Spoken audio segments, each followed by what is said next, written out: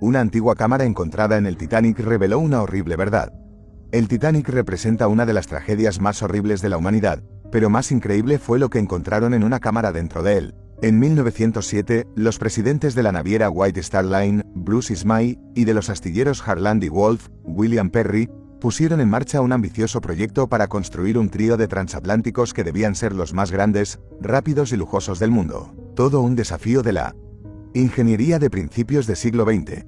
Puesto que los barcos debían convertirse en los mejores del mundo, en su construcción se cuidaron todos los detalles, especialmente en el caso del Titanic. Aunque el diseño base era el mismo, la experiencia de los primeros meses de servicio del Olympic llevó a mejorar la siguiente nave, en el aspecto técnico. Todo ello hizo que aumentase el tonelaje del barco respecto a su hermano mayor hasta que se convirtió en el objeto móvil más grande jamás creado con 46.328 toneladas de peso, 270 metros de longitud y 53 de altura. Pero no solo el tamaño y el peso fueron impresionantes, sino la velocidad de este gigante barco. En definitiva, un barco ejemplar que además tenía fama de ser insumergible. Y sin embargo ya conocemos su triste final. Esta fama se agrandó gracias al empleo de los mejores materiales en su construcción y al diseño de un casco de doble fondo, dividido en 16 compartimentos herméticos, de modo que el barco podría permanecer a flote sin problemas. Lamentablemente, el choque con el iceberg inundó más de lo que se esperaba.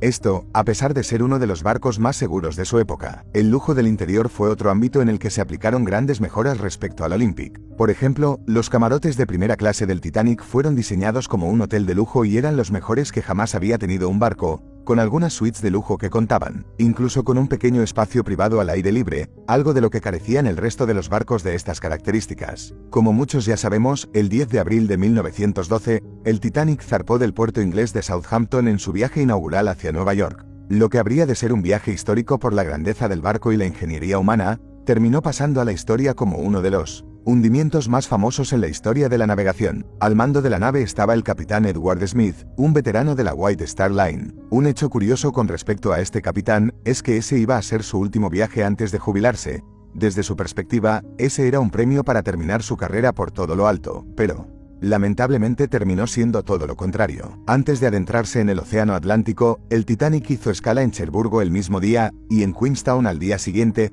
para recoger a todos los pasajeros que habían adquirido su pasaje. El capitán Smith tomó una ruta más al sur de lo habitual para evitar el peligro de los icebergs y durante la noche se cerraban todas las aperturas en el castillo de proa, para no entorpecer la visión de los vigías.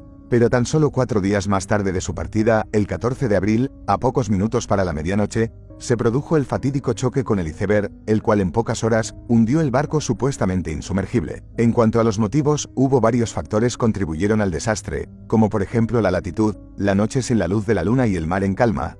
Todo esto hizo que el bloque de hielo resultara casi indetectable. Sin embargo, el vigía de guardia en el momento del choque, Frederick Fleet, advirtió al primer oficial William Murdoch, que en ese momento sustituía al capitán al mando del Titanic, sobre la presencia del iceberg. Este aviso llevó a Murdoch a tomar una decisión que resultaría fatal: intentar esquivar el iceberg virando a babor y deteniendo los motores. Esto provocó que, debido a la inercia del barco, el hielo terminara golpeando y rasgando el casco por estribor, por debajo de la línea de flotación. El final del barco todos lo conocemos, pero la verdad que oculta es algo más allá. Hablamos de la posible salvación del Titanic. Después del análisis de la situación que vivió el Titanic, se supo que se pudo reaccionar solo unos segundos antes, o incluso haber optado por una maniobra distinta, lo que podría haber evitado el choque. Desde el momento en que los vigías dieron la voz de alerta, los oficiales en el puente solo tuvieron 37 segundos para reaccionar antes de que el Titanic golpeara el iceberg, pero para la maniobra que utilizó el primer oficial Murdoch se necesitaban 70 segundos. Dicen los